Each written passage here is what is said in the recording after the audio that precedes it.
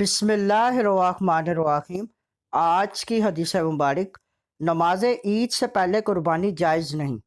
صحیح مسلم حدیث نمبر 1960، صحیح بخاری حدیث نمبر 985۔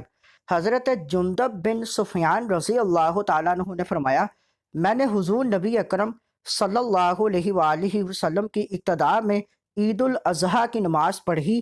نماز کے فوراً بعد آپ صلی اللہ علیہ وآلہ وسلم نے کچھ قربانیوں کا گوشت دیکھا جنہیں نماز سے پہلے ذبح کر دیا گیا تھا۔